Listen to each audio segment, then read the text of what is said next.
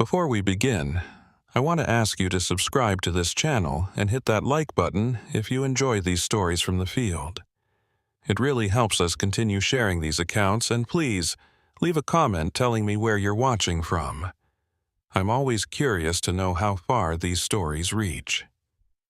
Now, let's get into what happened during the winter of 1994 at Yellowstone National Park.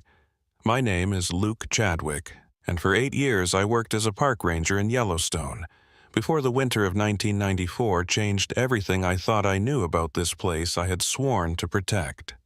Many people only know Yellowstone in the summer. Crowds of tourists, traffic jams caused by tourists watching bison, the predictable eruptions of Old Faithful. But in winter, Yellowstone is a completely different world. When the first heavy snowfall in November closes the roads, the park becomes a primitive and boundless place. The crowds disappear, lodging facilities close, and the few rangers who volunteer for winter duty become the only human presence in over 2 million acres of frozen wilderness I volunteered for winter duty every year. My ex-wife used to say I was running from something, and maybe she was right. After the divorce, after the wildfire season that took 3 of my crew, I found something peaceful in the solitude of Yellowstone's winters. Just me, the wildlife, and the endless white silence. The winter of 1994 was my 3rd season on the skeleton crew. There were only 6 of us covering the entire park. Jake Reeves was my partner, assigned to the same sector, the thermal basin areas around the Norris Geyser Basin and the backcountry between Norris and Mammoth Hot Springs. Jake was 10 years older than me, a Wyoming native who knew these mountains better than anyone I'd ever met. We'd spent 2 winters together, and he'd become more than a partner. He was the closest thing to family I had left. It was January 15th when everything started. The temperature had dropped to -28 Fahrenheit, cold enough that your breath would freeze before it hit the ground. We were doing our weekly patrol of the thermal areas, checking monitoring equipment and making sure no geothermal features had shifted or become dangerous. The snowmobile ride from our station took about 40 minutes. Jake led the way, his machine cutting a fresh trail through 4 feet of powder. The morning sun made the snow blindingly bright, and the steam from distant geysers rose into the frozen air like smoke signals from another world. We reached the Norris area around 10 a.m. Norris is the hottest and most dynamic thermal basin in Yellowstone, sitting directly over one of the most active parts of the volcanic system underneath. Even in the dead of winter, the ground here was warm enough to melt the snow, creating bizarre patterns of brown earth surrounded by white drifts. Steam vents hissed and bubbled, and the smell of sulfur hung heavy in the air. "You ever think about what's down there?" Jake asked as we dismounted our snowmobiles. He was staring at a particularly active steam vent, watching the superheated vapor pour out of the earth. "Magma chamber," I said, checking my equipment log.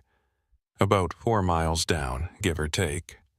4 miles of rock between us and molten hell." Jake's breath came out in white clouds. "Makes you feel small, doesn't it?" "Everything out here makes me feel small." We split up to check different monitoring stations. Jake headed west, toward some backcountry thermal features that weren't on the main tourist routes. I worked my way through the Norris Basin, recording temperatures, checking for new thermal activity, the routine work that kept the park safe. I was about 2 hours into my checks when my radio crackled. "Luke, you need to see this." Jake's voice had an edge to it I'd never heard before. "What have you got?" "There's a cave.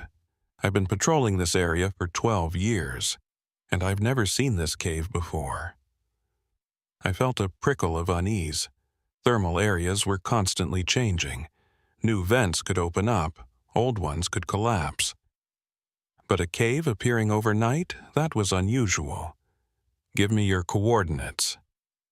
Jake rattled off his GPS position, about 1.5 miles from where I was. "I'm going to check it out. The opening is warm, definitely geothermal. Could be a new vent system. Wait for me. Don't go in alone. Just going to peek inside, see how deep it goes. Jake, that's protocol. Wait for backup before entering any confined space. There was a pause on the radio. Then, Luke, there's something strange about this cave. The steam pattern, the way it's venting. It's almost like it's breathing, regular intervals, in and out. All the more reason to wait. I'm on my way. Copy that. I'll wait at the entrance. I packed up my equipment and headed toward Jake's coordinates. The terrain was rough, steep hills covered in snow with patches of bare thermal ground in between. It took me almost 30 minutes to reach the area. I found Jake's snowmobile parked near a rocky outcropping, but no sign of Jake. The cave entrance was exactly as he'd described, a roughly circular opening about 6 feet in diameter. Carved into the hillside, steam poured out in regular pulses, and the rocks around the entrance were warm enough to be free of snow. "Jake," I called out. "You here?" No response. I approached the cave entrance carefully. The warmth radiating from inside was intense, easily 80 or 90 degrees despite the sub-zero air temperature. I shined my flashlight into the opening. The cave descended at a steep angle. The walls smooth and glassy, almost like they'd been melted. I could see about 30 feet down before the passage curved out of sight. And there, on the cave floor, was Jake's radio and his backpack. My heart rate kicked up. "Jake, can you hear me?" My voice echoed down into the darkness, but there was no reply. I tried the radio. "Jake, this is Luke.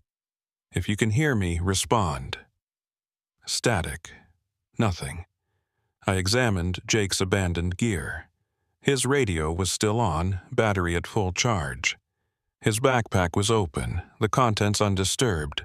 It was like he'd just set it down and walked deeper into the cave. That's when I noticed the footprints. The cave floor was covered in a thin layer of condensation, almost muddy in texture. Jake's boot prints led down into the darkness, clear as day. But I couldn't see any prints coming back out. I should have called for backup right then. That was protocol. But Jake was my partner, my friend. And something about this situation felt urgent in a way I couldn't explain. I grabbed my larger flashlight from my snowmobile, put on my climbing harness and rope, and entered the cave. The temperature change was immediate and disorienting. Outside was -28. Inside, it quickly climbed to 70, then 80, then 90 degrees. I unzipped my parka, sweat already forming on my forehead. The cave descended steeply, the smooth walls reflecting my flashlight beam. Every 20 seconds, I felt that breathing pattern Jake had mentioned, a warm-up draft that would flow past me, carrying the smell of sulfur and something else, something almost metallic. Then it would reverse, cool air being pulled deeper into the earth. I followed Jake's footprints down, 30 feet, 50 feet. The passage curved and twisted, always descending. The walls showed signs of extreme heat exposure. The rock literally glazed and smooth like pottery. At about 80 feet down, I found his jacket, just lying there on the cave floor, as if he'd gotten too hot and discarded it. "Jake!" I shouted, my voice echoing weirdly in the confined space. "Jake, answer me!" Nothing. I pressed on, now genuinely worried. The temperature was well over 100 degrees. I'd stripped down to my thermal underwear top, my winter gear abandoned behind me. The air was thick, hard to breathe, heavy with moisture and gases. 100 feet down. 120. The cave opened into a larger chamber, maybe 20 feet across. My flashlight beam barely reached the far wall. And there, in the center of the chamber, was another of Jake's items, his ranger hat. I walked over and picked it up. It was warm, almost hot to the touch. And underneath it, carved into the stone floor, was something that made my blood run cold. Letters, scratched into the rock with some kind of tool. They were crude but readable. Turn back, 1971. The date sent a chill through me despite the heat. 1971, 23 years ago. Someone had been down here before, and they'd left a warning. I shined my flashlight around the chamber more carefully. There were other markings on the walls. More dates. 1948, 1925, 1902. And next to each date, initials Rangers, I realized. These were Rangers who'd come down here before. The breathing pattern of the cave intensified. The warm updraft became almost wind-like, and with it came a sound low and resonant, like a massive pipe organ playing a single deep note. It vibrated in my chest, in my bones, and then I heard it. A voice echoing from deeper in the cave system. "Luke, you can see it from here. It's beautiful." Jake's voice. But wrong somehow. The cadence was off, the tone too flat. "Jake, where are you? Come see the heart of the mountain." I moved toward the voice, toward a passage on the far side of the chamber. The temperature was climbing toward 120 degrees. I knew I should turn back. This was dangerous, potentially lethal, but Jake was down here somewhere and he needed help. The passage narrowed again, forcing me to crouch. Jake's footprints continued, but now there was something else. Smears on the walls, like he'd been touching them as he walked, or steadying himself. "Jake, I'm coming. Just hang on. It's singing, Luke. Can you hear it singing?" I could hear it. That deep, resonant tone was growing louder, more complex. It wasn't just one note anymore. It was harmonics, overtones, creating an almost musical pattern. And despite the danger, despite my training screaming at me to get out, I found myself drawn to it. The passage opened into another chamber, larger than the first. And there, silhouetted against a faint red glow coming from deeper below, was Jake. He was standing at the edge of what looked like a vertical shaft, looking down into it. Steam rose around him, making him seem ghostly and insubstantial. "Jake!" I ran toward him. He turned to look at me, and in the beam of my flashlight I saw his face. He was smiling, but it was a smile I'd never seen on him before, peaceful, almost blissful, and his eyes reflected the red glow from below, making them shine like embers. "Luke, brother, you made it. Come look, come see what I found." I approached cautiously, rope in hand, ready to secure him and pull him out. "Jake, we need to leave, now. The air down here, it's not safe. You could be suffering from carbon dioxide narcosis or hydrogen sulfide exposure." "I'm not suffering, Luke. I'm enlightened." He looked back down the shaft. "There's something down there, something old, older than the park, older than the mountains. It's been here since the Earth was young." "That's the gases talking, Jake.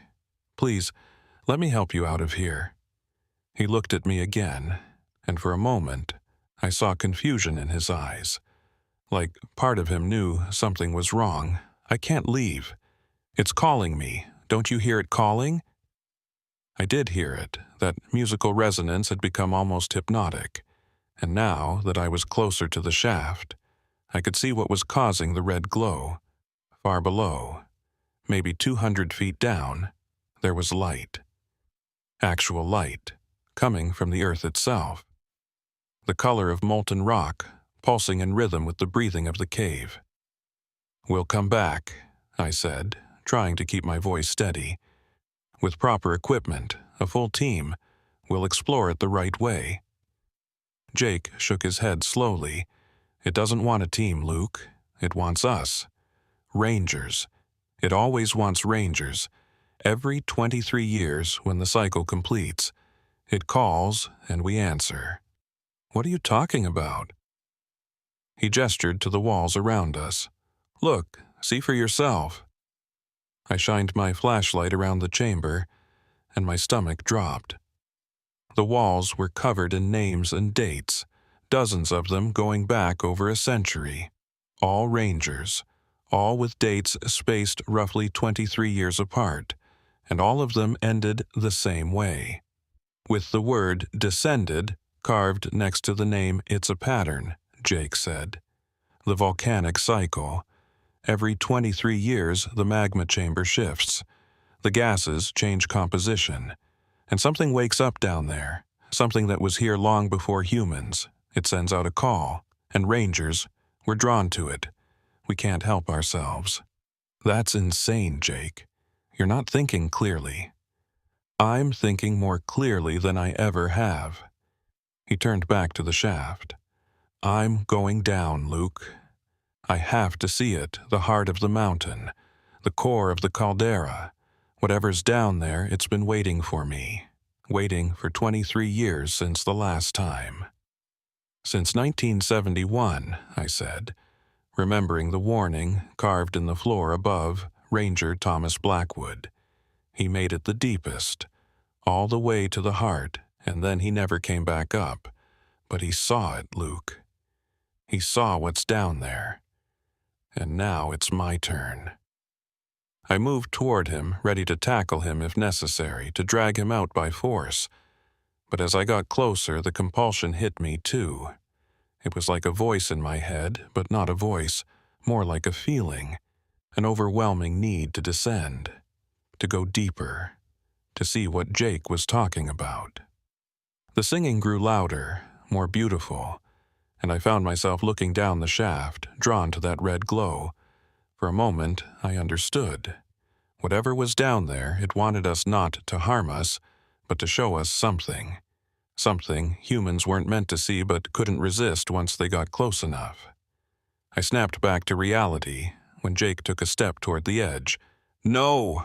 I lunged forward and grabbed him, but he was strong, fueled by whatever compulsion had taken hold.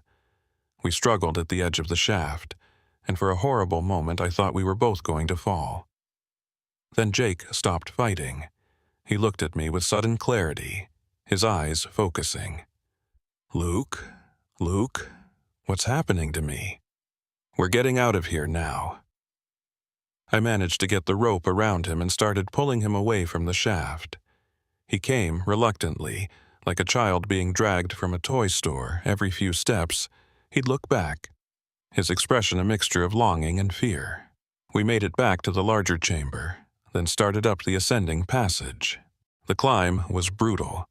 Jake was barely helping, his attention constantly drawn back toward the depths. And I was feeling it too now, that pull, that need to turn around and go back down. Halfway up, Jake stopped moving entirely.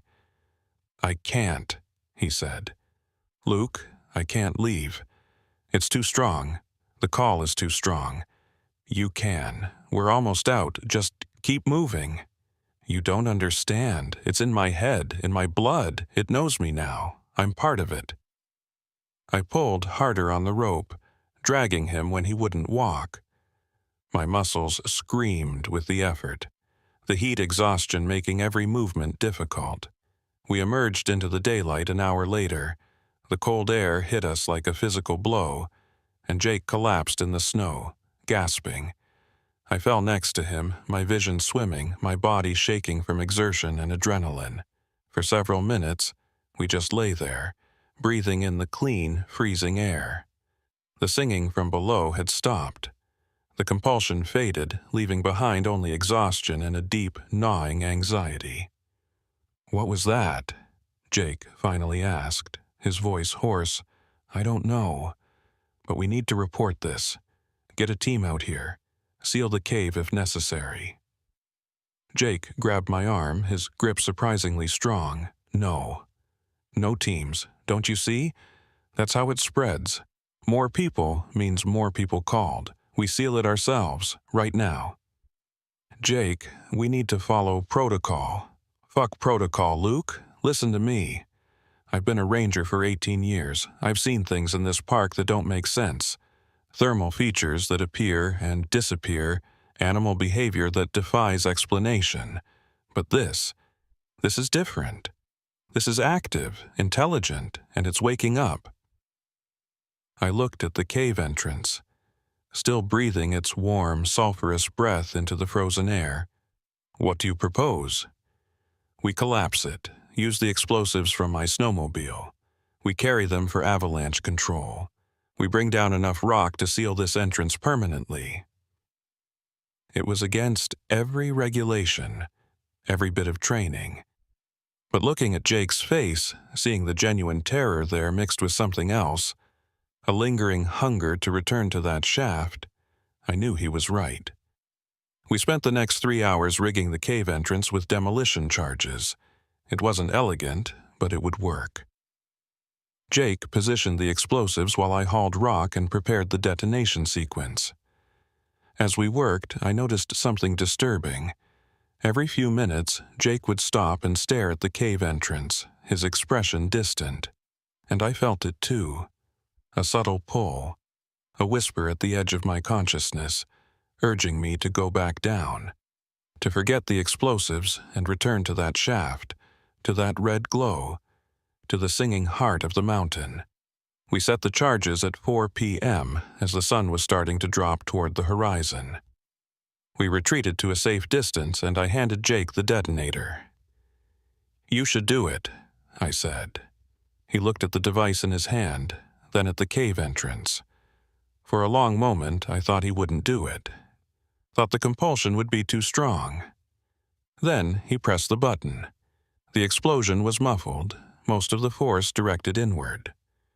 The hillside shuddered and the cave entrance collapsed in on itself. Tons of rock sealing the passage. When the dust settled, there was nothing left but a pile of rubble and a few wisps of steam escaping between the stones. We rode back to the station in silence, arriving just after dark. The temperature had dropped to -35, but I barely felt it. My mind was still down in that cave, still hearing that song, still seeing that red glow. That night, I couldn't sleep. Every time I closed my eyes, I saw the shaft, saw the names carved in the walls, saw Jake's face lit by the crimson light from below. Around 3 a.m., I heard movement outside my cabin. I looked out to see Jake standing in the snow, staring south toward where we'd collapsed the cave.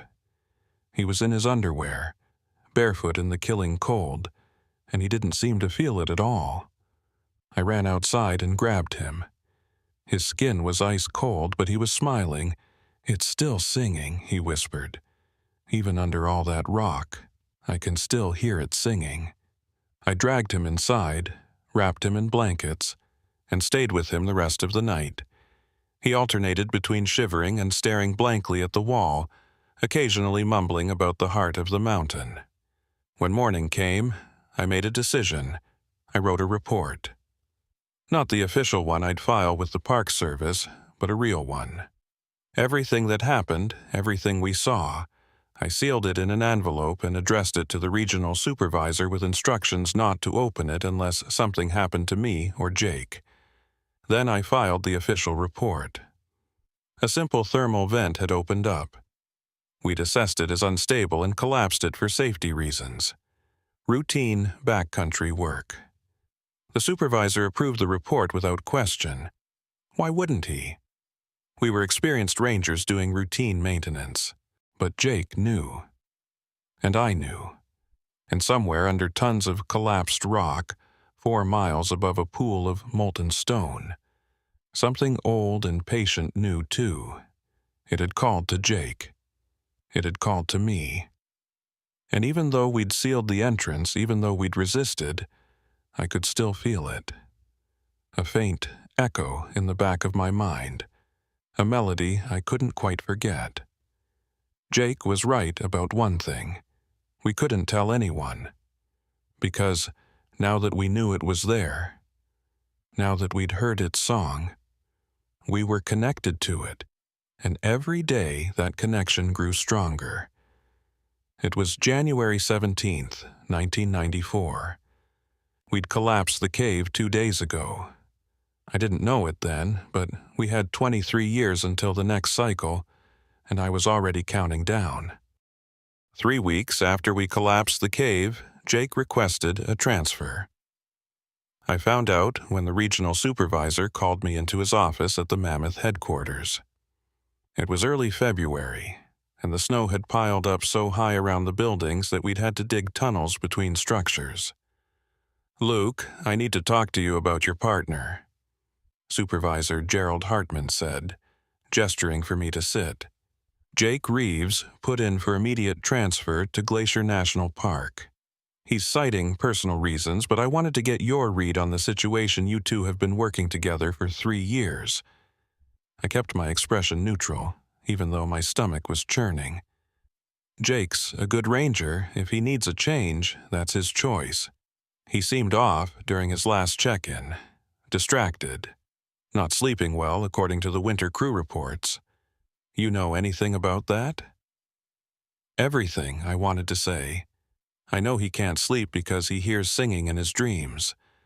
I know he stands outside in sub-zero temperatures, staring south toward a collapsed cave. I know he's terrified of what's growing inside his head. "Winter duty is hard on some people," I said instead. "The isolation, the cold. Maybe he needs to be around more people." Hartman studied me for a long moment. "And you? You planning to stick it out?" "Yes, sir. I like the quiet." "All right, I'll approve Jake's transfer. We'll get you a new partner for the rest of the season. In the meantime, stay safe out there. The weather's getting worse, and I don't want any solo operations unless absolutely necessary." I left his office with a sense of dread. Jake was running, and I didn't blame him. But I couldn't run. Not yet. Because I needed to understand what we'd encountered down in that cave that night. I went to Jake's cabin. He was packing, throwing clothes and equipment into duffel bags with mechanical efficiency. "So you're really leaving?" I said from the doorway. He didn't look up. "I have to. Luke, I can't stay here. Every night it gets stronger. The pull, the singing. I dream about going back, about digging through all that rubble with my bare hands. If I stay, I'm afraid I will." "I feel it too." That made him stop. He looked at me, and I saw the fear and relief in his eyes. Relief that he wasn't alone. Fear that I was infected too. "How bad?" he asked. "Not as bad as you, I think, but it's there. A whisper at the edge of my thoughts. A melody I can't quite remember but can't forget." Jake sat down heavily on his bed. "I've been researching, using the park's historical archives. Luke, this has been happening for a long time. Not just 23 years. Centuries, maybe longer." "What do you mean?" He pulled out a folder stuffed with photocopied documents.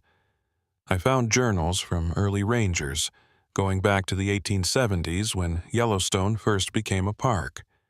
Almost all of them mentioned strange compulsions near thermal areas.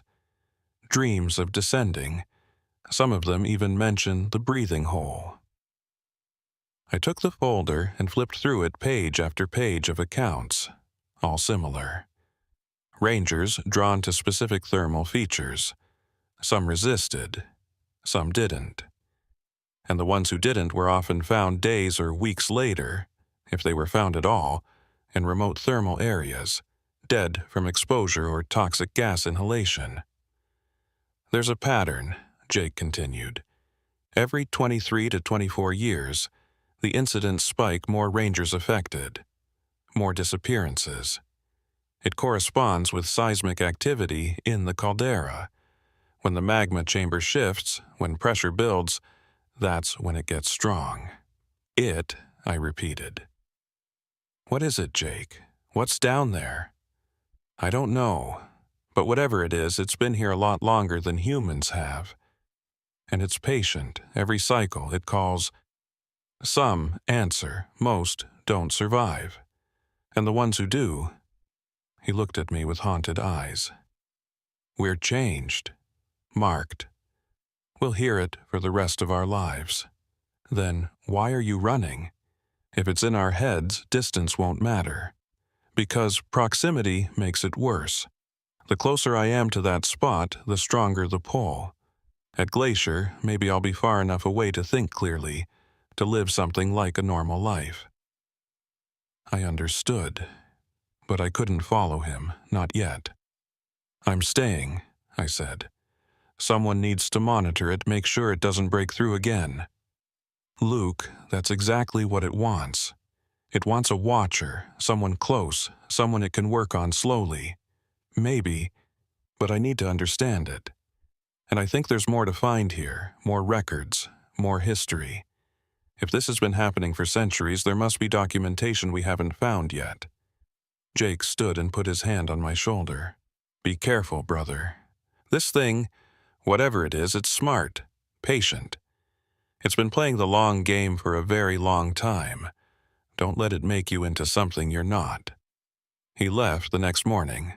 I watched his truck disappear down the snow-packed road and felt more alone than I ever had in my life. For the next month, I threw myself into research. The park had extensive archives, most of them poorly organized, stored in the basement of the Heritage Center at Mammoth. I spent every off-duty hour down there, going through boxes of old documents, journals, photographs, looking for anything related to the thermal caves or the patterns Jake had discovered. I found more than I expected. In a box dated 1923, I discovered the journal of Ranger Thomas Blackwood. The name was familiar. He was one of the names Ned carved in the cave wall, dated 1971. But this journal was from 50 years earlier, written when he was a young ranger fresh out of college. The entries were mundane at first: weather observations, wildlife counts, maintenance notes. But then, in October of 1923, the tone changed. October 12, 1923. Discovered a thermal cave near Norris Basin today. Opening appears recent, possibly created by seismic shift last month. Cave descends at steep angle. Warm-up draft creating regular breathing pattern. Will investigate further tomorrow, October 13, 1923. Descended approximately 150 feet into thermal cave. Temperature excessive. Found evidence of previous visitors. Names carved in walls dating back to 1902. One name, Edward Marsh, matches missing ranger from that year. Should report this, but something about the cave compels further exploration.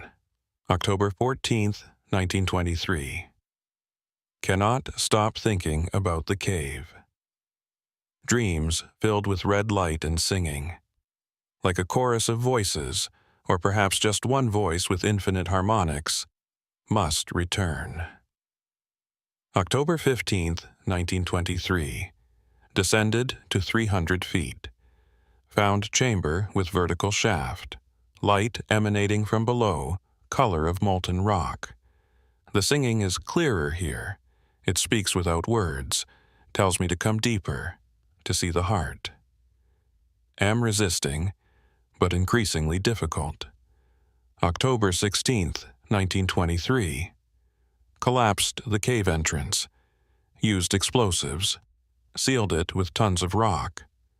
The singing stopped, but I can still hear it in my dreams.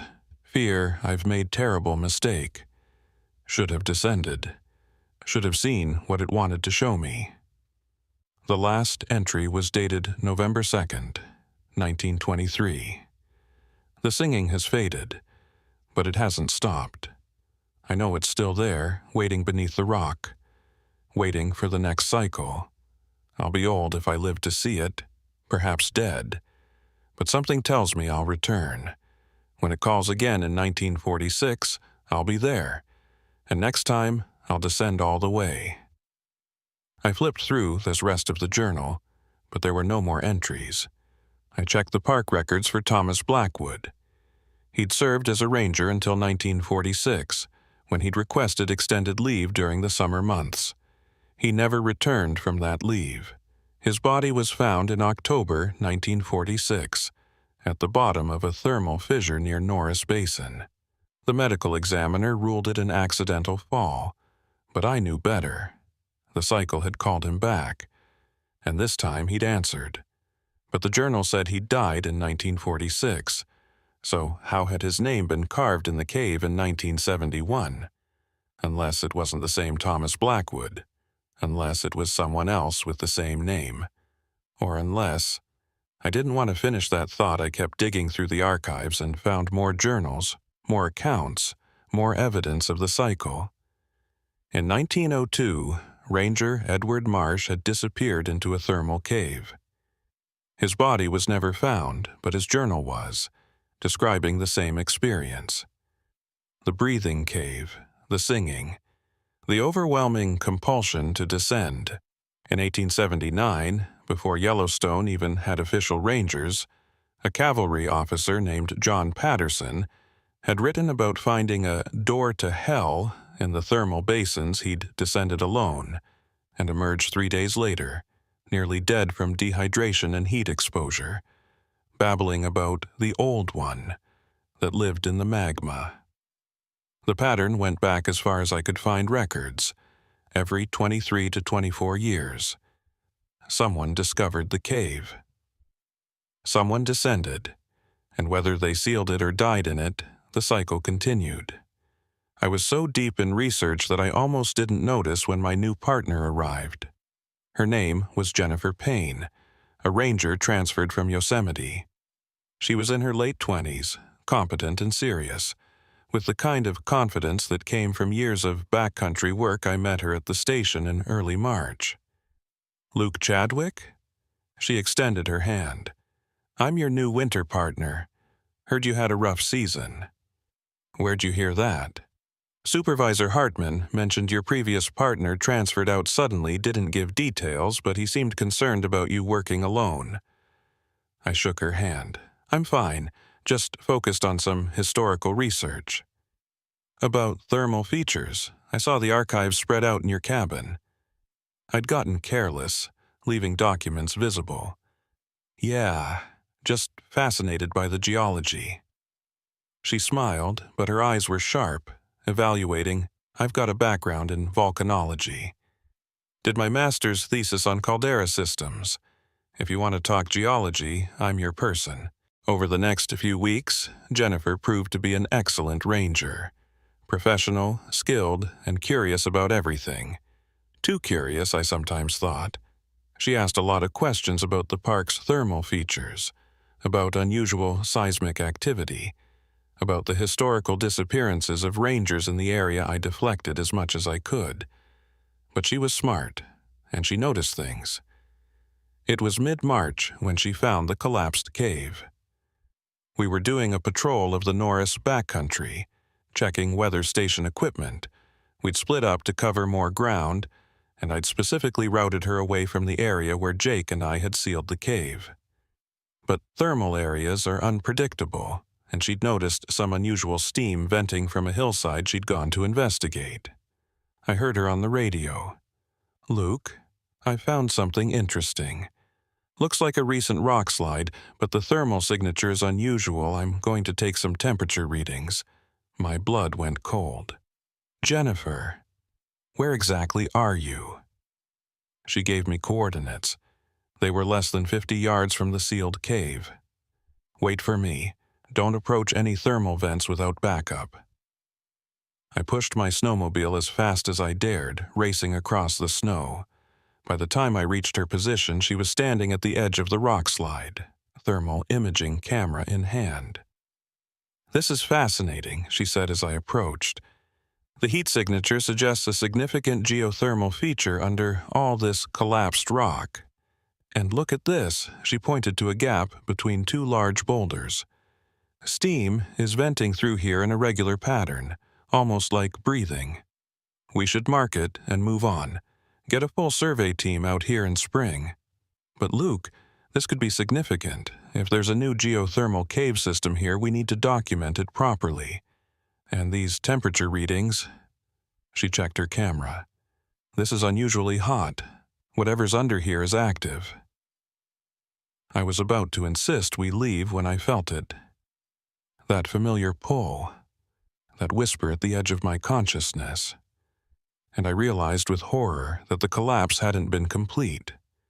The cave was still there, still breathing, still calling, and Jennifer could feel it too. I saw her expression change, becoming distant, focused.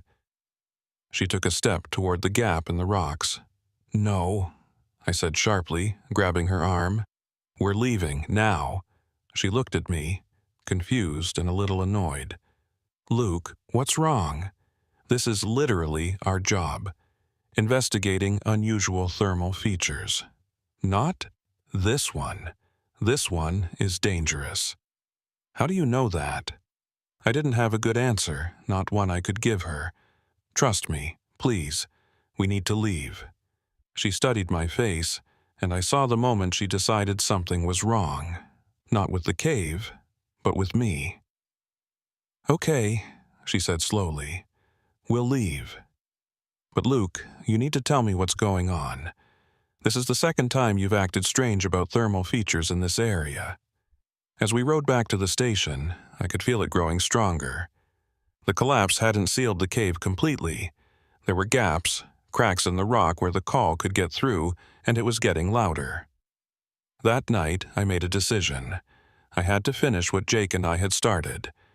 I had to seal the cave completely, permanently, even if it meant doing something drastic. I spent the next day quietly gathering supplies. More explosives than we'd used before. Enough to collapse not just the entrance, but the entire cave system.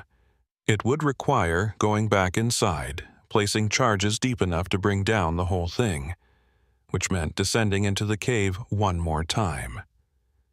The thought terrified me, but it also excited me in a way I couldn't explain. Part of me wanted to go back down, wanted to hear the singing up close again, wanted to see that red glow. That was the most frightening part. I couldn't trust my own motivations anymore. I waited until Jennifer was out on a solo patrol, then loaded my snowmobile with the explosives and headed to the cave. It was late afternoon, the sun already dropping toward the mountains, temperature plummeting. At the collapsed entrance, I started digging through the rubble. It took 2 hours to clear enough rock to squeeze through, and as soon as I did, I felt it. The call, stronger than ever. The cave was still there, still breathing, still singing. The collapse had partially blocked it, but the main passage was intact. I descended with my pack full of explosives, placing charges every 20 feet. The temperature climbed rapidly, and soon I was sweating despite my light clothing. At the large chamber, I placed the largest charge. This would be the one to collapse the entire system, but to make sure it worked, I needed to go deeper, to the shaft Jake and I had found, to place charges there too. I approached the vertical shaft and the singing hit me like a physical force. It was louder, clearer than before. And I could understand it now, not words exactly, but meaning. Come down. See what we've waited to show you. Understand what sleeps in the stone. You're marked, you're chosen, you're ours. I stood at the edge looking down into that red glow, and for a moment I genuinely considered it. What if I just let go? What if I descended all the way, saw what was at the heart of the mountain, and accepted whatever fate the others had found? Then I heard a voice behind me, a real voice. "Luke, what the hell are you doing?" I turned to see Jennifer, emerging from the passage, her face flushed from the heat and exertion. She looked at me, at the shaft, at the explosives in my hands. "You knew," she said. "You knew this cave was here. You've been here before. Jennifer, you need to leave right now. Not until you tell me what's going on. What is this place? And why are you rigging it with explosives?" The singing grew louder, and I saw Jennifer's expression change. She heard it too. "What is that sound?" she whispered. "It's the breathing hole," I said. using the term from the old journals. It's a connection to the caldera, to something old that lives in the magma, and it calls to people, compels them. If we don't seal it now completely, it will spread. Jennifer took a step toward the shaft. Drawn by the sound, I grabbed her arm. Don't look down. Don't listen to it. We need to set these charges and get out. But it was too late. She'd already looked. She'd already heard. And I saw in her eyes the same thing I'd seen in Jake's eyes. The same thing I'd felt myself. The mark, the call, the connection. It's beautiful, she whispered. Luke, can you see the light? Can you hear what it's trying to say? I pulled her away from the shaft, and she fought me, stronger than I expected. We struggled at the edge, and I felt the heat from below, smelled the sulfur, heard the singing reach a crescendo. Then Jennifer stopped fighting. She looked at me with sudden clarity. We both heard it, she said. We're both marked now. I nodded. Then let's finish this. Let's bury it so deep it can never call anyone else. Together, we placed the final charges deep in the shaft, as far as we could reach without descending. Then we climbed back up, back through the cave system, back to the surface. We emerged just as the sun touched the horizon. The sky was on fire with orange and red, and the steam from the cave entrance rose like a beacon. I held the detonator in my hand. This time, there would be no partial collapse. This time, the entire hillside would come down. Do it, Jennifer said. I pressed the button. The explosion was massive. The ground shook like an earthquake, and the entire hillside collapsed inward, creating a crater 50 feet deep. Rock and earth poured into the void, filling the cave, crushing the passages, sealing the shaft. When the dust settled, there was nothing left, just a depression in the ground where the cave had been. Jennifer and I stood there in the growing darkness, not speaking. The singing had stopped, the call was gone, but I knew it wasn't over. Couldn't be over. Because somewhere 4 miles down, in the magma beneath Yellowstone, the heart of the mountain still beat, and in 23 years, it would call again. We drove back to the station in silence.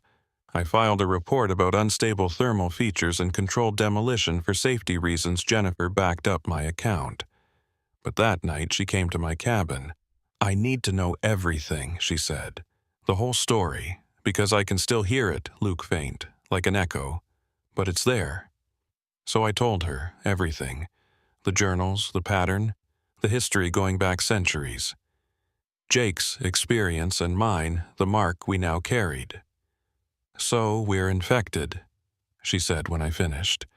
Carriers of whatever this is. Yes, but we can resist. Jake's been at Glacier for months now. He says it's fading, distance and time help. But it never goes away completely. No, I don't think it does. She was quiet for a long moment. Then, I'm staying for the rest of the season. We'll monitor it together. Make sure it stays buried, and then we'll see. Maybe in 23 years, we'll be far away from here. Maybe we'll forget, or maybe we'll come back, like all the others did. I knew which one was more likely, because I'd read the journals. I'd seen the pattern. The ones who heard the call never really escaped it. We were marked. We were chosen. And somewhere beneath tons of rock and earth, the breathing hole was waiting, just waiting, for the next cycle, for us to return. 22 years, 11 months, and 13 days after we buried the breathing hole, I received a call from Jake Reeves. I was living in Bozeman by then, working as a wilderness survival instructor, as far from active park service as I could get while staying close to the mountains. I'd left Yellowstone the season after the second collapse, unable to bear the constant pull, the whisper that never quite went away. Jennifer had stayed for 2 more winters before transferring to Olympic National Park in Washington. We'd kept in touch sporadically over the years, both of us dancing around the subject we never wanted to discuss but couldn't forget. The phone rang at 2 a.m. on a Saturday in December. I knew who it was before I answered. "Luke." Jake's voice was older, rougher, but unmistakable. "It's starting again." I sat up in bed, instantly awake. "What do you mean?" "The dreams. They started 3 weeks ago. Just whispers at first, but they're getting louder every night. And yesterday I was at the grocery store and I zoned out completely. When I came to, I'd driven 20 miles south without realizing it, toward Yellowstone." My stomach clenched. I'd been having the dreams too, not every night, but often enough to disturb my sleep. Dreams of red light and singing. Dreams of descending. "It's been almost 23 years, I said. 22 years, 11 months, 13 days. I've been counting. Luke, the cycle is completing. It's going to call again. And this time I don't think I can resist." "Where are you now?" "Home in Missoula. But I won't be for long. I can feel it pulling. Every day the compulsion gets stronger. Soon I won't be able to stop myself from driving down there." I knew the feeling. Over the past month, I'd found myself taking drives south, getting closer to the park each time before forcing myself to turn around. "We sealed it," I said, trying to convince myself as much as him. 2 massive collapses. There's no way the cave is still accessible." "You really believe that?" "Luke, we both know that thing doesn't need a physical cave. It's in our heads. It's been waiting patiently for 23 years and now it's time to collect. Then we fight it. We stay away. I can't fight it anymore. I'm too tired. I've spent 23 years running and I'm done. I just wanted to call and tell you. I'm going back. When it fully wakes up, when the cycle completes, I'm going to answer the call. And I wanted you to know it's my choice, not the thing controlling me. My choice to finally find out what's at the heart of the mountain. Jake, no, take care of yourself, brother. And if you can resist, do it. Don't end up like me." He hung up. I sat in the darkness of my bedroom, the phone still in my hand, knowing I should call someone, the Park Service, local authorities, someone who could stop Jake from doing what I knew he was going to do. But I didn't, because part of me understood, part of me wanted to go back too. Instead, I called Jennifer. She answered on the 3rd ring, her voice thick with sleep. "Luke, what time is it? We need to talk about the breathing hole." There was a long silence, then. "I know. I've been feeling it too. The pull is getting stronger. Jake called. He's going back. When? Soon. The cycle is almost complete." Another silence, longer this time. When Jennifer spoke again, her voice was different, resigned. "Luke, I've been researching. Spent the last 5 years going through every archive I could access. University libraries, historical societies, old Park Service records. I've found documentation of the pattern going back almost 200 years. Every cycle, someone goes back, and they all describe the same thing: the breathing hole, the singing, the compulsion to descend. Did any of them survive? Some came back out, but they were changed. The journals describe them as haunted, obsessed. Most died within a few years, usually seeking out other thermal features, trying to find another way down. The ones who descended all the way, they never came back. What do you think is down there, really? I have a theory, but you're not going to like it. Tell me." I heard her take a deep breath. "Yellowstone sits on a supervolcano. The magma chamber underneath is one of the largest in the world. That much molten rock, that much energy, concentrated in one place for hundreds of thousands of years. What if it developed something like consciousness? That's insane. Is it? We know consciousness emerges from complexity, neural networks, patterns of electrical activity. What if geological systems can develop similar patterns? Magnetic fields, thermal currents, chemical reactions happening at unimaginable scales over vast time periods. What if the caldera itself is alive in some way we can't comprehend? And it's been calling to people for centuries. Not just people. Rangers specifically. Why? Because we're the ones who pay attention, who monitor the thermal features, track the changes, spend time in the remote areas. We're the ones most likely to notice when a breathing hole opens. So, what does it want? Maybe nothing. Maybe it's not conscious in a way we understand. Maybe it's just a pattern, a resonance in the Earth's magnetic field that happens to interact with human neurology. Or maybe, she hesitated. Maybe what? Maybe it wants to be known. Maybe consciousness, whatever form it takes, wants to be recognized by other conscious beings, and the only way it can communicate is through these rare alignments when the geological conditions are right. I thought about that. About the singing, the red light, the overwhelming beauty Jake and I had felt when we stood at the edge of that shaft. "I'm going back," I said. Not to answer the call, but to stop Jake and to understand what we're really dealing with. "I'm coming with you. Jennifer, don't argue. We're both marked. We're both being called. Better to face it together than alone." She was right. We arranged to meet in West Yellowstone in 3 days. I spent those 3 days preparing. I gathered equipment, not for sealing the cave this time, but for descending. If Jake was going down, I wanted to be able to follow him to bring him back if possible. I also called in a favor from an old friend, Dr. Marcus Webb, a geophysicist at Montana State University. I'd helped him with a backcountry research project years ago, and he owed me. I met him at his office in Bozeman and showed him the data I'd compiled.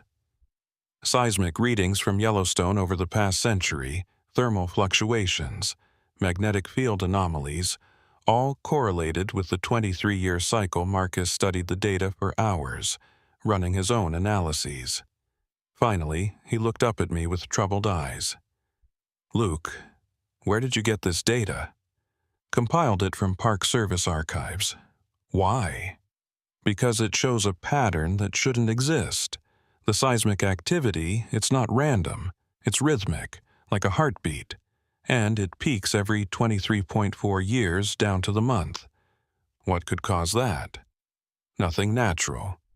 At least nothing we understand. Volcanic systems don't operate on precise cycles like this. They're chaotic, unpredictable. This..." He gestured at the data. "This looks artificial, designed. Could it be some kind of self-organizing system? Feedback loops in the magma chamber creating a regular pattern? Maybe, but for it to maintain this precision over centuries, that would require an incredibly complex mechanism, and there's something else." He pulled up a different data set. "I've been monitoring magnetic field variations in the Yellowstone caldera for my research. And starting about 3 weeks ago, the field strength has been increasing. Not a lot, but measurably. And it's pulsing now. Regular intervals, getting faster. Like it's building toward something." "Exactly. And based on the historical pattern, I'd say it's building toward a peak that will occur." He ran the calculations. "In about 5 days. 5 days. The cycle completion. When the breathing hole would be at its strongest. When Jake would answer the call, I met Jennifer in West Yellowstone on December 18th. We'd both changed in 23 years.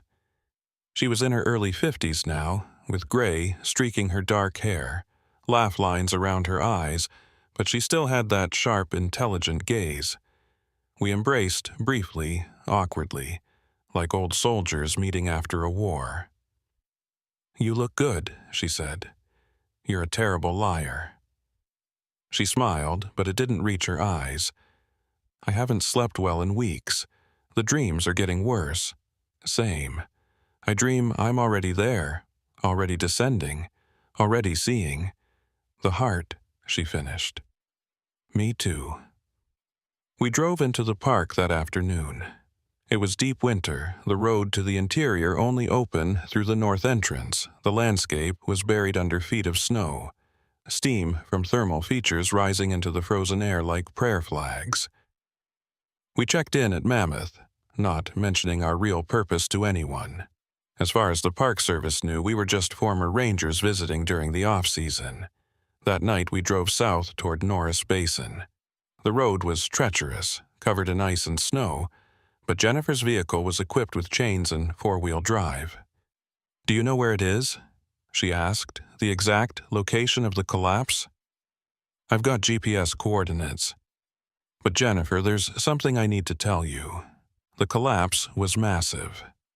We brought down the entire hillside. Even if the breathing hole is still active, even if it's calling, there's no physical way to access it." She was quiet for a moment.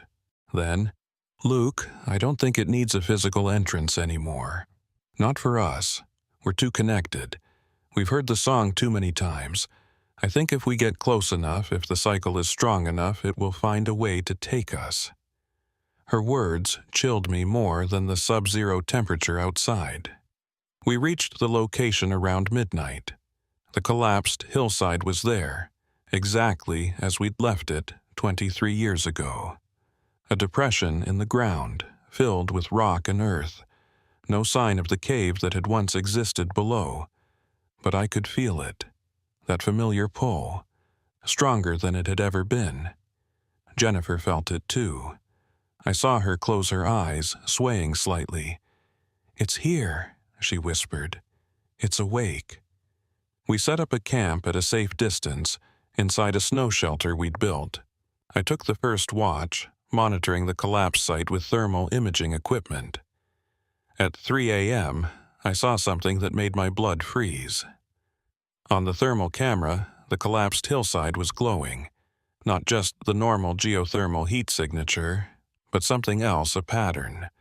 The heat was rising and falling in rhythm, and the pattern looked almost organic, like a massive organism breathing underneath the rock. I woke Jennifer. She looked at the thermal image and her face went pale. "That's not possible. We buried it under hundreds of tons of rock." "Maybe we didn't bury it," I said. "Maybe we just pushed it deeper. And maybe it's been slowly working its way back up for 23 years. At dawn, we approached the collapse site on foot. The ground was warm here, melting the snow in patches, and in the center of the depression we found something that shouldn't have existed. A hole, maybe 3 feet across, perfectly circular, cutting straight down through the collapsed rock. The walls were smooth, almost glassy, like they'd been melted, and from the depths a warm wind exhaled, carrying that familiar sulfurous smell, and the singing. We could hear it clearly now, not in our heads, but actual sound waves emanating from the hole. That same complex harmonic pattern, beautiful and terrible. Jennifer knelt at the edge, shining her flashlight down. "There are footprints in the condensation. Recent. Jake. He'd already been here, already descended." "We have to go down," I said. "We have to find him." Jennifer looked at me. "Luke, if we go down there, we might not come back up. You know that." "I know. But I can't leave him down there, not after 23 years of waiting for this moment." She nodded slowly. "Then we go together, and we document everything. If we don't make it back, at least the next generation will know what we found." We suited up with climbing gear, respirators to filter the toxic gases, cameras to record everything. And then, at 9 a.m. on December 19th, 23 years almost to the hour, since we'd collapsed the cave, we descended into the breathing hole. The passage was tight, barely wide enough for us to squeeze through. The walls were indeed melted, The rock transformed into a glassy substance that reflected our flashlight beams, and everywhere we saw evidence of Jake's passage. Boot prints, handprints where he'd steadied himself, bits of equipment dropped or abandoned. We descended for an hour. The temperature climbed past 90 degrees, then 100, then higher. We stripped off our outer layers, working in minimal clothing, sweat pouring off us. And all the while, the singing grew louder. I could make out individual harmonics now, separate voices blending into a greater whole. And despite my fear, despite knowing the danger, I felt drawn to it, compelled. We reached the first chamber, the one where Jake and I had turned back 23 years ago. The names were still carved in the walls, but there were new additions, names I didn't recognize, all with recent dates, all from the last few weeks. "We're not the only ones who came back," Jennifer said quietly. "Look at this. Thomas Blackwood, December 5th. That can't be the same Thomas Blackwood from the journals. He'd be over 100 years old. Unless the breathing hole didn't just call across space, but across time. Unless all the marked rangers from all the cycles were being drawn here simultaneously." We continued down, following Jake's trail. At the second chamber, we found his climbing harness abandoned, like he'd decided he didn't need it anymore. And then we reached the vertical shaft. It was wider than I remembered, as if it had grown over the years. The red glow from below was brighter, pulsing in rhythm with the breathing. And the singing was overwhelming now, vibrating in my chest, in my bones, in my teeth. Jennifer grabbed my arm. "Luke, look." I followed her pointing finger and saw them, figures descending the walls of the shaft, using handholds and ledges that shouldn't have existed. There were at least a dozen people, all making their way down toward the red light below. "That's Jake," I said, spotting his distinctive red jacket. He was about 200 feet down, moving steadily, purposefully, and around him, the others. Some in modern clothing, some in older Park Service uniforms, some in gear from decades past. All the marked rangers, all being called home. "We can't follow them down," Jennifer said. "Not without proper equipment. That shaft is at least 1,000 feet deep." But even as she said it, I felt the compulsion rising, the need to descend, to see what waited at the bottom, to join Jake and the others in their journey to the heart. I took a step toward the edge. Jennifer pulled me back. "Luke, no. We have to think this through. We need—" And then the singing stopped. For a moment there was absolute silence. The figures on the shaft walls froze in place. Even the breathing paused. Then, from far below, we heard it. A sound like a massive bell tolling, deep, resonant, shaking the rock around us. And the red light intensified, becoming almost white in its brightness. The figures began descending again, faster now. Urgent, drawn by whatever was happening below. "It's happening," Jennifer whispered. "The cycle is completing. The heart is fully awake." From the depths we heard voices. Not the singing anymore, but actual voices. Speaking in unison, in a language that hurt to hear. Consonants that human mouths weren't meant to form. Vowels that vibrated at frequencies that made our vision blur. But underneath the alien sounds I heard meaning. Come. Witness. Know. Become Jennifer, and I stood at the edge of the shaft, torn between our training and the overwhelming compulsion. Every rational thought screamed to run, to get out of the cave, to seal it again if we could. But we'd been marked. We'd been called. And after 23 years of waiting, we were finally going to see what the breathing hole had been trying to show us all along. "Together," Jennifer said, taking my hand. "Together," I agreed, and we stepped off the edge, beginning our descent into the heart of the mountain. The descent took hours, or maybe minutes. Time functioned differently in the shaft, stretching and compressing in ways that defied measurement. Jennifer and I climbed down using handholds that appeared in the rock exactly where we needed them, as if the stone itself was reshaping to accommodate our passage. The temperature continued to climb. 120 degrees, 140, higher than any human should survive. Yet we kept moving. The other descenders were all around us now. I saw Jake about 50 feet below, still wearing his red jacket. And others, so many others. Some I recognized from the carved names in the cave, Thomas Blackwood, looking exactly as he had in photographs from the 1920s. Edward Marsh, from 1902, in his old cavalry uniform. Dozens more, spanning a century or more. "They're not ghosts," Jennifer said, her voice strained from the heat. "They're real. Physical. How is that possible?" I didn't have an answer, but I was beginning to understand that the breathing hole didn't just exist in one time. It was a point where all times intersected, where all the cycles overlapped. And now, at the moment of completion, we were all being drawn together. As we descended deeper, the red light grew brighter, not from molten rock, I realized, from something else. Something that created light without heat, though the heat was certainly there. And the voices. They were clearer now, not alien anymore. Human voices, speaking in harmony. All the descenders, speaking words that bubbled up from somewhere deep in our minds. We are the witnesses. We are the chosen. We are the ones who hear. We are being shown. At what I estimated to be 800 feet down, the shaft opened into a chamber so vast I couldn't see the far walls. The ceiling disappeared into darkness above, and the floor curved away in all directions like we'd entered the inside of a sphere. And in the center, impossibly, was the heart. It wasn't biological. It wasn't rock.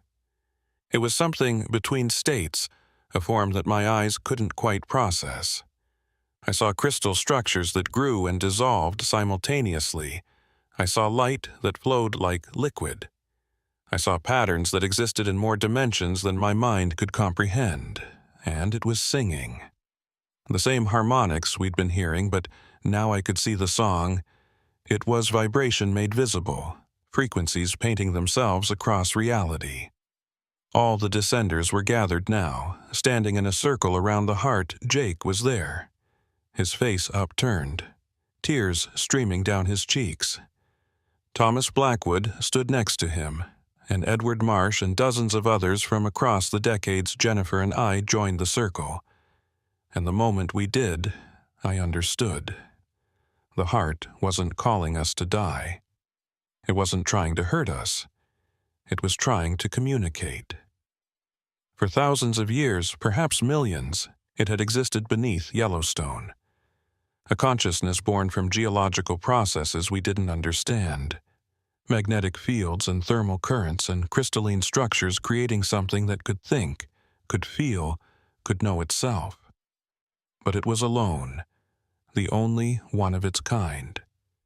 And every 23 years, when the volcanic cycle aligned correctly, when the magnetic field reached the proper configuration, it could reach out, could touch the minds of the surface creatures who lived above it, the rangers. We were the ones who listened, who paid attention to the thermal features, who noticed the patterns, who spent time in the remote places we were the only ones who got close enough to hear. And so it called to us, not to consume us or transform us, but simply to be known, to share what it knew, to show us what it had witnessed in its eons of existence. The singing intensified, and suddenly I was seeing through the heart's perception. I saw the earth as it was 1,000,000 years ago. The slow dance of tectonic plates, the rise and fall of mountains, the birth and death of glaciers. I saw the first humans who came to this place, thousands of years before Yellowstone became a park. They had sensed the heart too. Some of their shamans had descended into natural caves and witnessed it. They'd called it the Old One, the Keeper of Fire, the Dreaming Stone. I saw every ranger who'd ever been called, every cycle, every descent, and I saw what happened to them. Most turned back, fled, sealed the caves. They lived with the mark, the memory, the whisper of what they'd almost seen. Some went mad from it.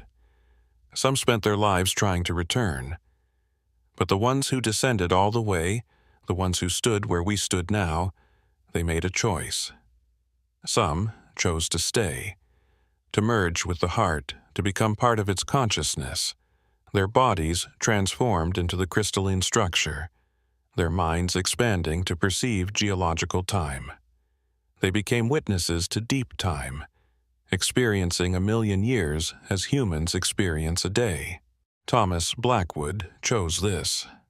I saw him step forward, saw his physical form begin to dissolve into light and crystal, saw his consciousness expand and merge with the great collective awareness others chose to return, to carry the knowledge back to the surface, to live as emissaries between the deep earth and the shallow world.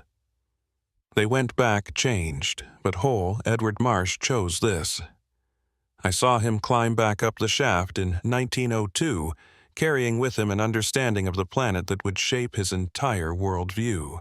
He died young, unable to process what he'd learned, but he'd tried to document it, tried to warn others, and now it was our turn to choose. Looked at Jake. He was staring at the heart with an expression of absolute peace. He'd made his decision. I could see it in his eyes. "I'm staying," he said, and his voice was his own again. Not the dual-toned voice of the called, but Jake, my partner, my friend. "Luke, I need you to understand. This isn't giving up. This isn't being consumed. This is evolution, transformation. I'll still be me, but I'll be more. I'll exist on a scale you can't imagine. Jake, please. I've been running for 23 years, running from this moment. But now that I'm here, I realize I wasn't running from death. I was running toward this, toward understanding, toward becoming part of something greater than myself." He stepped forward, and the light of the heart embraced him.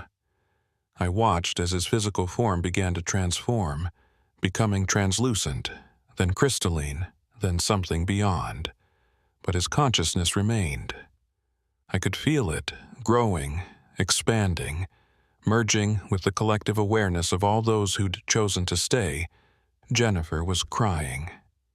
"We can't save him." "No," I said, "but maybe he doesn't need saving." Around us, other descenders were making their choices, some stepping forward to merge, others turning to climb back up. About half stayed, half returned, the cycle completing itself. Jennifer looked at me. "What do we do?" I looked at the heart, at the incredible beauty of it, at the knowledge it offered. To see the earth as it truly was, not as a static thing, but as a living, breathing system operating on time frames beyond human comprehension. To understand the deep connections between rock and magma, between magnetic field and life, between the ancient and the new. It was tempting, so tempting. But I thought about the surface world, about the people who needed protecting, about the future rangers who would patrol Yellowstone, who might hear the call in 23 more years. Someone needed to go back.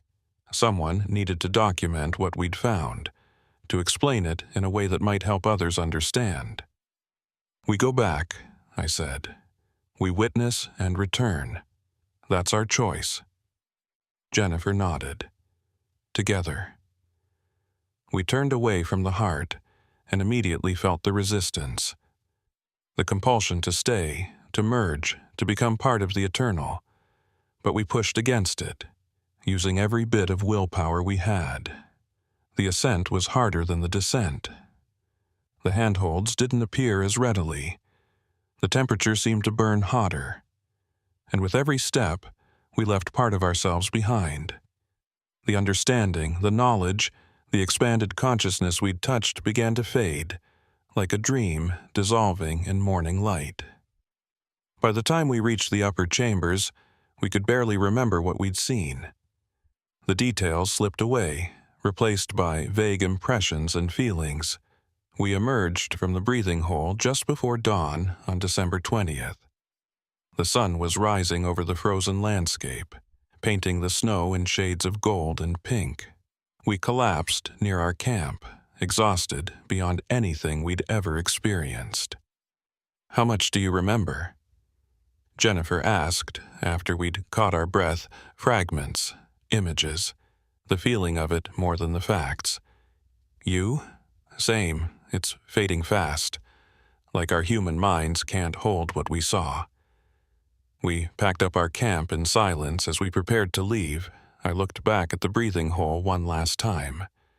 It was gone. The perfectly circular opening had sealed itself, the rock flowing together like water, leaving no trace it had ever existed. The hillside looked exactly as it had when we'd arrived, just a collapsed depression filled with rubble. The cycle was complete. The calling was done. The heart had returned to its long sleep. "Will it come back?" Jennifer asked. "In another 23 years?" "I think so.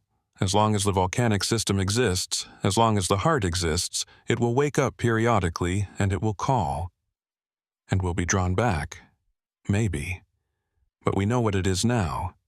And we can choose. That's more than the others had." We drove out of the park that morning. At the north entrance, we filed a report about exploring closed thermal areas for research purposes. Nothing about the breathing hole, nothing about the heart, nothing about what we'd witnessed, because even if we could fully remember it, even if we could articulate it, who would believe us? I returned to Bozeman. Jennifer returned to Olympic. We spoke occasionally over the following months, comparing notes, trying to hold on to what little we could remember. Jake was officially listed as missing, presumed dead in a thermal feature. There was a small memorial service at park headquarters. I attended and said nothing about what I knew, because Jake wasn't dead. He was more alive than he'd ever been, just not in a form anyone on the surface could recognize. 5 years later, I received a package, no return address, no note, just a USB drive. On it was a single video file, thermal camera footage from deep underground, showing the chamber with the heart. The timestamp indicated it had been recorded just days ago, and in the footage, I could see them. The crystalline structures that had once been peopled Jake's pattern was distinct, his consciousness clearly identifiable even in its transformed state. And he was moving, interacting with the others, part of a vast awareness that observed and documented the slow dance of the Earth's interior. The file was labeled, "We are witnessing, we are well, we are content, J.R." I showed it to Jennifer. We watched it together, and we understood Jake had found what he'd been looking for. Not death, but transformation.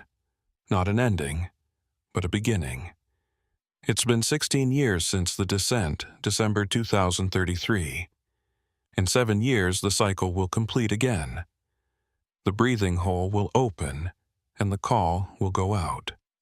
I'm 63 years old now, retired from teaching, living quietly in Montana. Jennifer retired from the Park Service 5 years ago and lives in Oregon with her wife. We talk every few months, and we both feel it starting again. The whispers, the dreams, the pull southward. In 7 years, we'll have to make another choice, return to witness again, or stay away and resist the call. I don't know what we'll choose, but I know we'll choose together, because we're marked. We're witnesses. We're the ones who heard and descended and returned.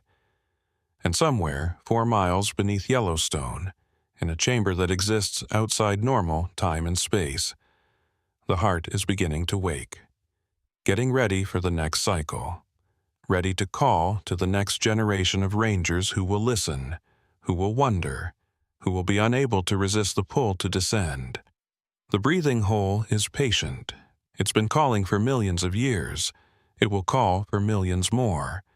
And there will always be those who answer. I've written this account for the Park Service archives to be sealed until 2040.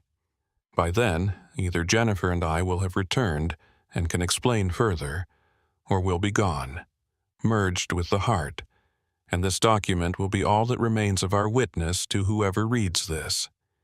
If you're a ranger at Yellowstone, if you feel a strange compulsion near the thermal features, if you hear singing in your dreams, know that you're not going insane. You're being called, and you'll have to choose whether to answer. I can't tell you what to choose. I can only tell you what I saw. The heart is real. The consciousness beneath the caldera is real. It doesn't mean harm. It simply wants to be known. And if you descend, if you witness, you'll be changed forever.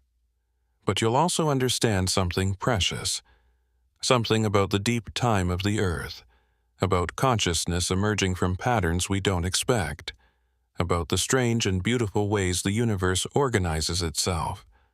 Whether that understanding is worth the price, only you can decide.